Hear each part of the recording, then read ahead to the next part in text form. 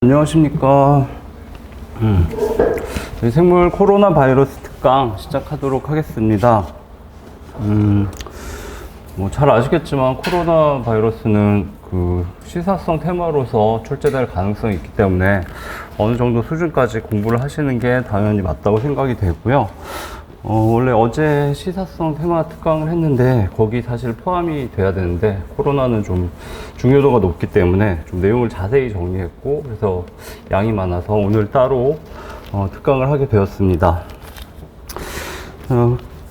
일단 코로나를 공부하기 전에 코로나 문제가 나오게 돼도 이제 바이러스의 기본 이론에 관한 지문을 섞어서 출제가 될 수 있기 때문에 바이러스 기본 이론에 대한 내용을 좀 가볍게 보시고 코로나로 들어가도록 하겠습니다.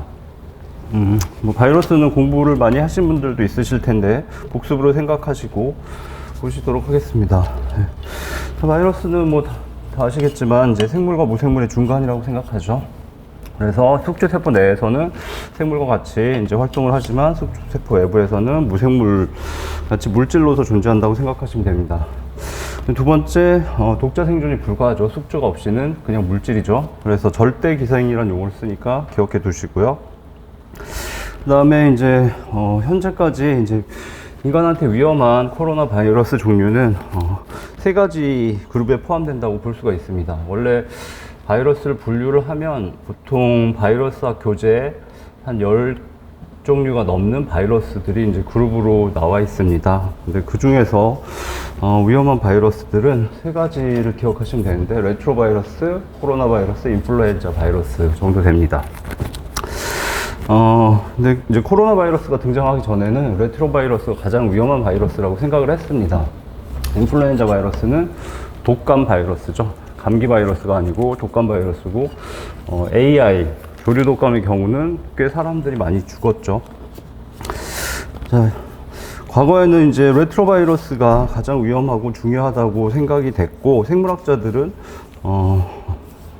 코로나가 등장하기 전에는, 레트로바이러스를 가장 잘 연구를 해야 된다고 생각하고 있었죠. 자, 레트로바이러스 중에 가장 중요한 HIV, 에이즈를 일으키는 휴먼 이뮤노 디피션시 바이러스의 특성이고요. 그림은 복잡한데 그냥 핵심적인 내용만 보시면 되겠습니다. 네. 에이즈를 일으키는 HIV 바이러스고요. 바이러스는 원래 기본적인 물질이 딱 두 가지죠. 유전 물질, DNA나 RNA를 갖고 그다음에 그 유전 물질을 보호하기 위한 캡시드 프로틴 두 가지는 필수입니다. 이 내부에 유전 물질로 RNA를 갖고 이게 캡시드 프로틴들이 보호를 하고 있는 거죠. 그리고 이 바깥에 이 부분은 인지질 이중층을 나타내는데 얘는 숙주세포의 생체막을 뺏어서 자신의 보호막으로 사용하죠. 이걸 엔빌롭이라고 하는데, 엔빌롭은 바이러스 종류에 따라 엔빌롭을 가지고 있는 바이러스도 있고 가지지 않은 바이러스도 있죠. 그 다음에 HIV 같은 레트로바이러스의 특성은 여기 리버스 트랜스크립테이즈, 즉 역전사 효소를 가지고 있습니다. 자기가 꼭 필요하기 때문에. 그리고 사람 같은 숙주 세포는 역전사 효소를 절대 쓰지 않습니다. 필요가 없거든요. 그래서 얘는 자기가 필요하기 때문에 역전사 효소를 가지고 다닙니다. 그래서 이제 사람 세포에 HIV가 감염되는 과정을 보시면 이렇게 세포막이 융합해서 RNA를 집어넣습니다. 그럼 자기가 갖고 있는 역전사에서 리버스 트랜스크립테이즈를 이용해서 자신의 유전 물질인 RNA에 상보적인 DNA를 합성을 해내죠. 그 다음에 얘를 이중가닥으로 만듭니다. 나머지는 이 숙주세포의 효소들을 이용하게 되죠. 그래서 이중가닥을 만든 다음에 얘를 숙주세포의 염색체 안에 그냥 끼워 넣습니다. 자, HIV 같은 레트로바이러스는 이런 기능을 갖고 있고요. 다른 바이러스들은 이런 기능이 없습니다. 어찌됐든 숙주세포의 염색체에 끼워 넣어진 이런 상태를 프로바이러스라고 부르고요. 앞쪽에 설명이 있습니다.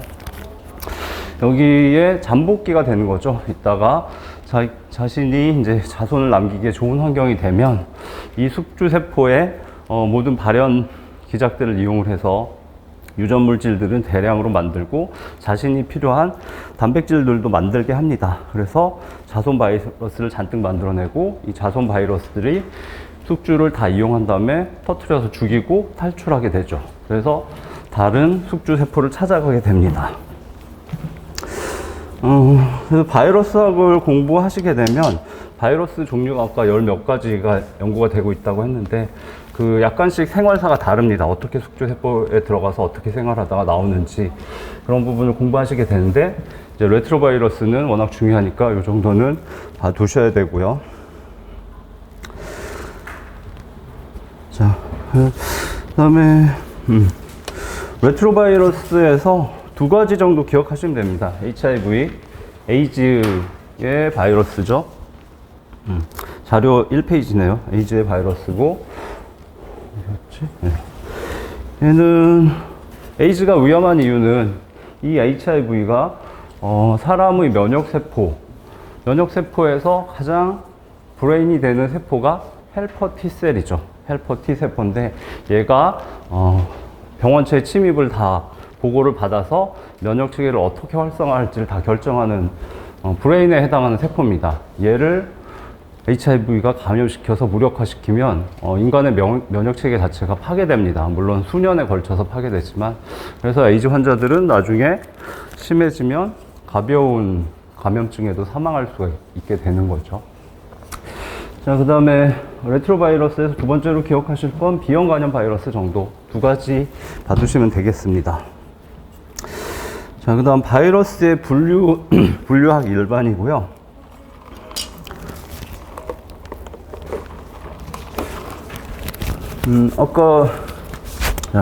바이러스는 첫 번째 분류 기준이 유전 물질이 무엇인가죠.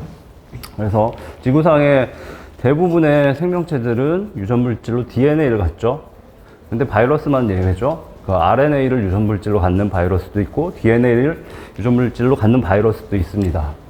그래서 그걸 기준으로 바이러스를 최초 분류하게 됩니다.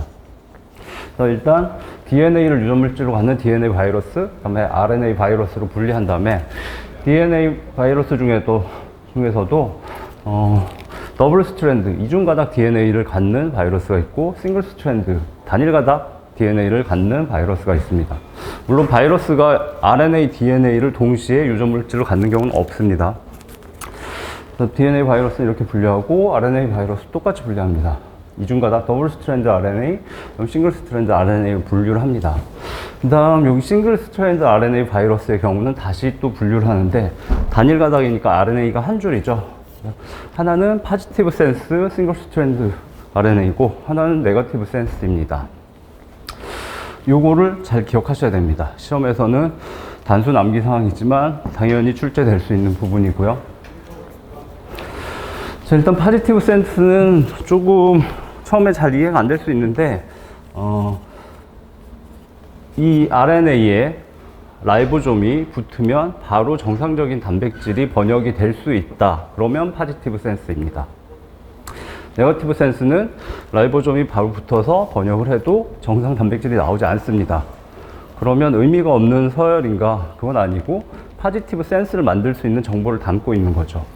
그래서 네거티브 센스 RNA 바이러스는 이 네거티브 센스 단일가닥 RNA에 대해서 상보적인 포지티브를 만들면 그 포지티브에 라이보솜이 붙어서 자신이 원하는 단백질을 만들 수가 있습니다.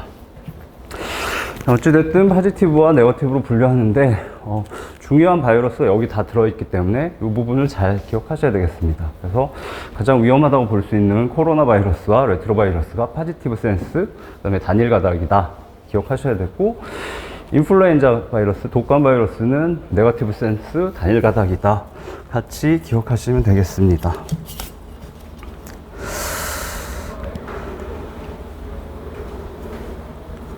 자, 이 파란 부분은 반복되는 거고요. 자, 그 다음에 바이러스의 기본 구조는 아까 말씀드렸지만 두 가지는 필수죠. 첫 번째 유전 물질, 두 번째는 캡시드 프로틴, 캡시드 단백질, 유전 물질을 보호하기 위한 바이러스 자체의 단백질입니다. 이 두 가지는 무조건 필수 물질이고, 추가적으로 아까 말씀드렸듯이 엔벨롭이 있는 바이러스들이 꽤 많은데 없는 바이러스도 있고 얘는 엔빌롭은 인지질 이중증이고 숙주의 생체막을 뺏어서 자신의 보호막으로 사용하는 거죠. 따라서 이 엔빌롭이 이제 지문으로 나올 수 있는 거는 이 바이러스가 엔빌롭을 갖는가라는 질문을 할 수도 있고,